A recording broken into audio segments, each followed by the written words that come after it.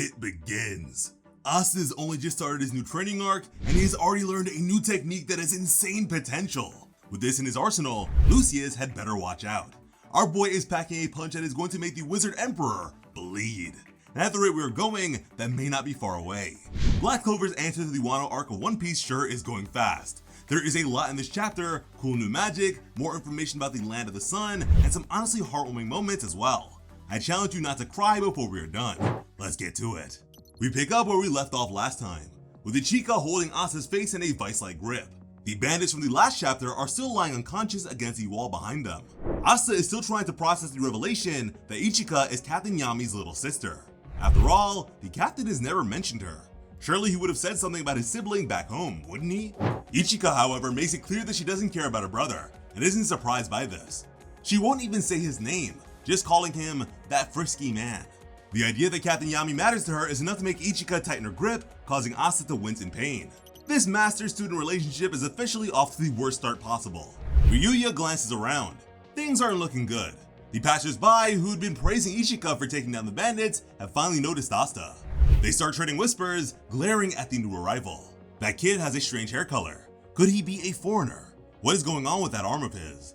They sound like they're about to get torches and pitchforks, or possibly tar and feathers. But before the situation can get any worse, the Shogun decides to take drastic action. So he grabs Asta and Ichika, taking one under each arm, and starts to run down the street. Trying to end the argument, he loudly proclaims that Asta's friend should be feeling better by now. The two do need to stop arguing so they can check on him, right? At least before they attract an angry mob. Neither of the pair resists Ryuya. The group leaves town swiftly, heading into a nearby woodland. Soon enough, they'd come to a small house surrounded by hefty stalks of bamboo. Asta moves towards the door, asking if Libe is inside.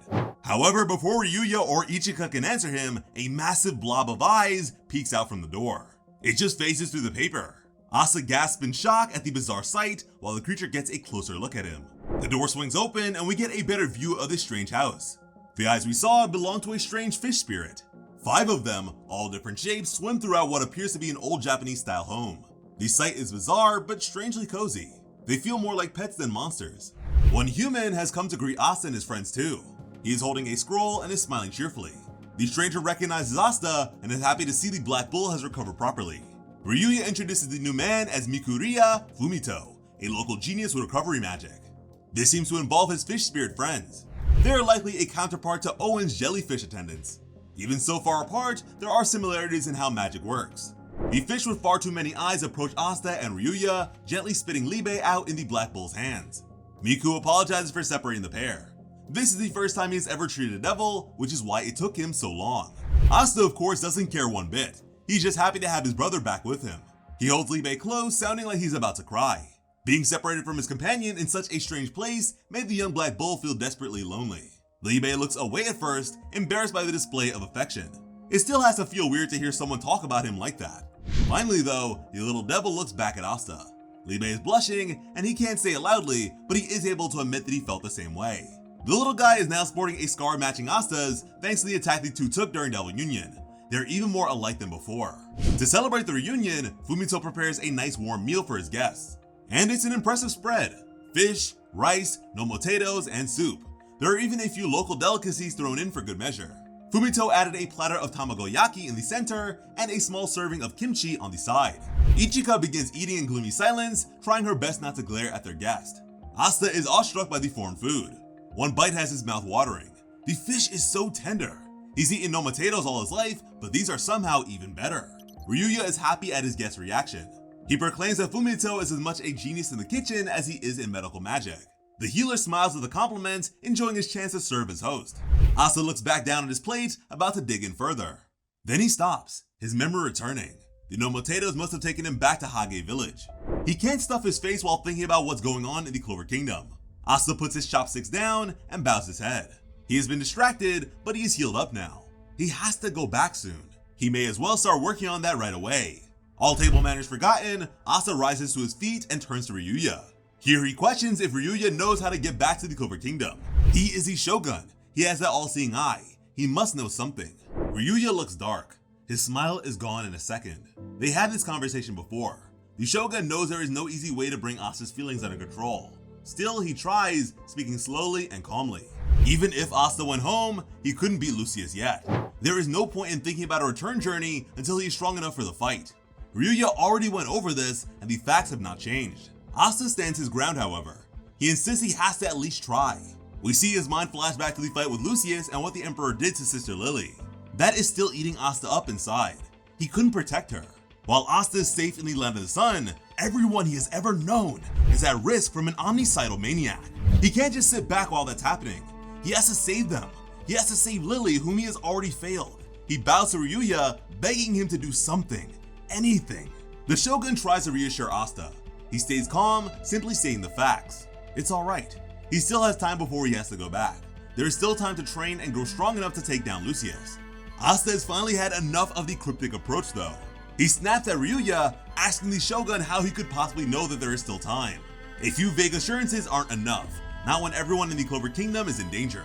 As for training, Asta has spent all his life training, pushing himself in every which way he could think of. He worked out like a demon every single day and it was not enough. The failure hangs over Asta like a looming shadow. It is easy to see why he's so skeptical about more training. Right now, it all has to feel like a wasted effort to Asta. Maybe he'll never be strong enough to win this fight. Maybe it is all over.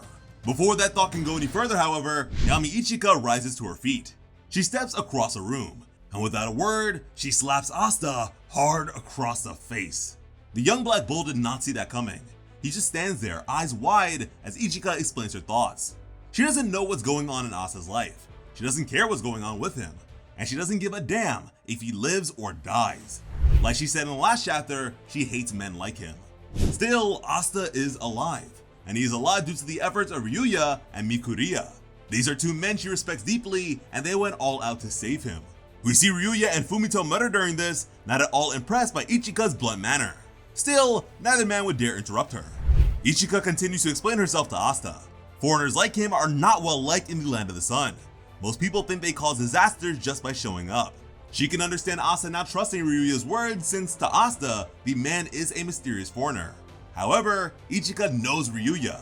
To her, this goofy idiot is the honorable shogun of their nation, and he went out of his way to help a man most would probably kill on sight. As such, if Asta continues to spit on Ryuya's generosity in saving him, if this ungrateful sod ignores the shogun's advice and insists on throwing his life away, he doesn't need to bother heading back to the Clover Kingdom or fighting Lucius. Ichika will end him right here, right now, and that is not a bluff. The Ryuzen places her hand on her sword hilt and steadies her scabbard with the other. She is ready for an Iai Jutsu slice, utterly prepared to cut the Black Bull down at the dinner table if she has to.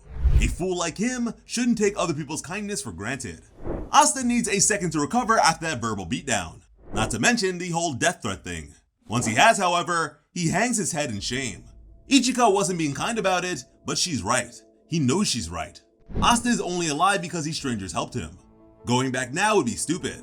He won't save anyone or change anything. He will just get killed. Asta's voice trembles as he thanks his host for what they did.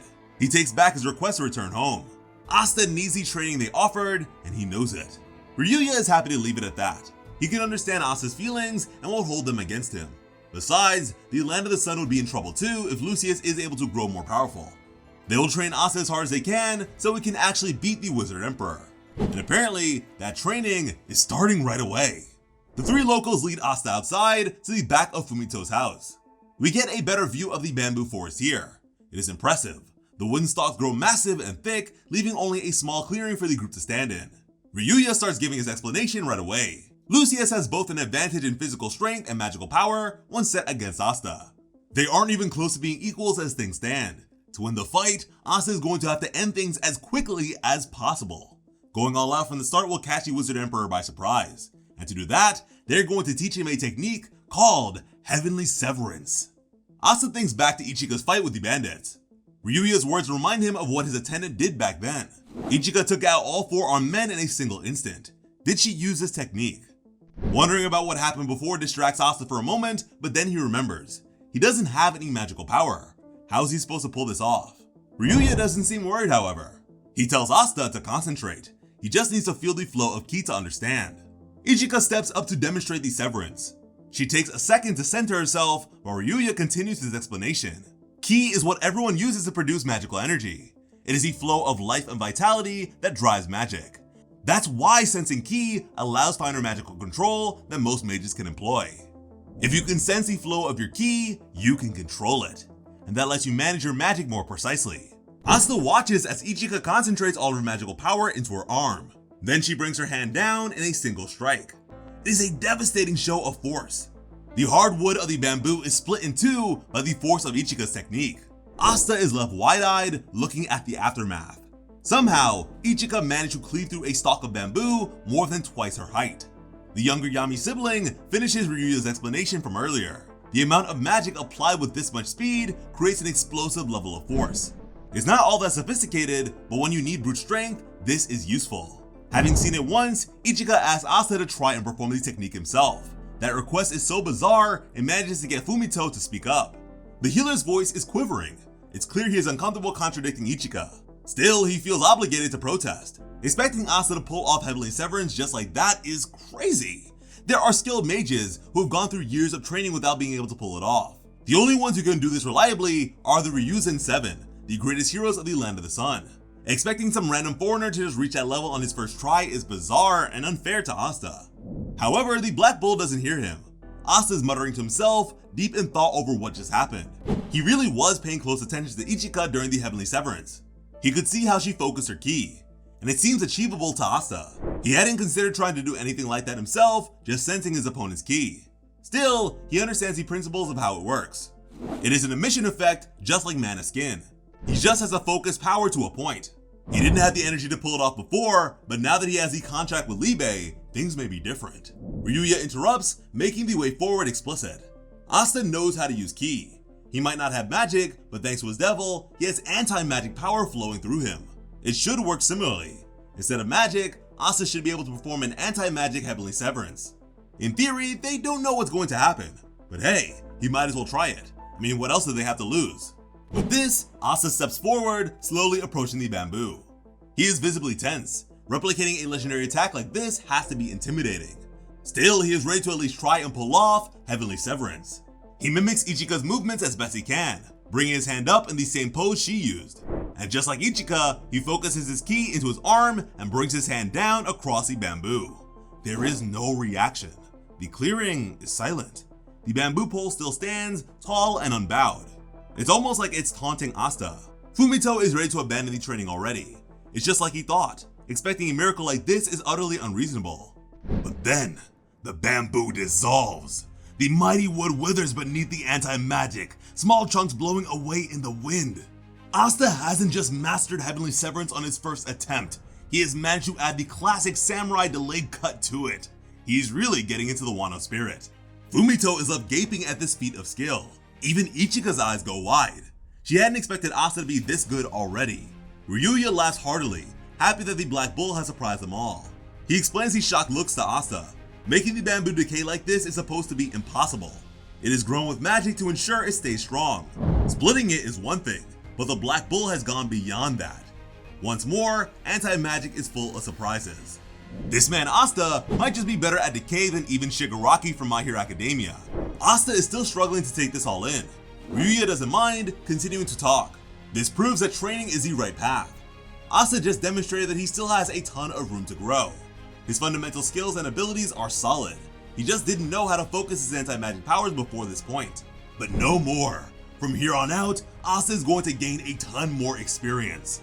They will show him all the ways to expand his powers they can think of. By the time he goes back to the Clover Kingdom, he'll be even stronger than this. Lucius won't know what hit him. Asta just takes a second, his eyes lingering on his black hand. He's not able to think that far ahead just yet. He's lost in the moment, stunned by what he just did. When he looks up, instead of Ryuya, his gaze turns to Ichika. The person who hates his guts and a few moments ago was about to kill him. Asta steps towards her and utters two simple words. Thank you. There are tears in Asta's eyes. The bruise where Ichika slapped him earlier is still visible on his cheek. The massive grin makes it almost invisible, however. Asta is finally, truly, deeply happy. Not because he split the bamboo, but because he has managed to grow. Ichika showed him a new technique and did so in a way Asta was able to learn from. He can still be strong. He can still grow stronger. For the first time since his battle with Lucius, Asta is looking hopeful. It's a massive relief. He knows he can close the gap now. He might not be at Lucius's level yet, but he can catch up with the Zogratis Emperor. He can actually fight him. All he has to do is train and push himself beyond his limits once again. And no one can train like Asta can. Ichika gives her grateful student a piercing look. She doesn't understand what's going on here and is suspicious. Her feelings towards the foreigner had not changed. Asta doesn't care though. In less than a second, the Black Bull is begging her for more lessons. He's counting on her to help him reach his full potential. And with that, we close the chapter out. And what a chapter it was. Was anyone expecting Asta to pull off a new move this quickly? And at that, what do you think we are getting next time? Will we meet the other Ryuzen 7 members? Or are we going to check back in on the Clover Kingdom? Leave us your guesses in the comments down below. As always, I'm Slice of Otaku. Thank you all so much for watching and have an awesome day. I love you.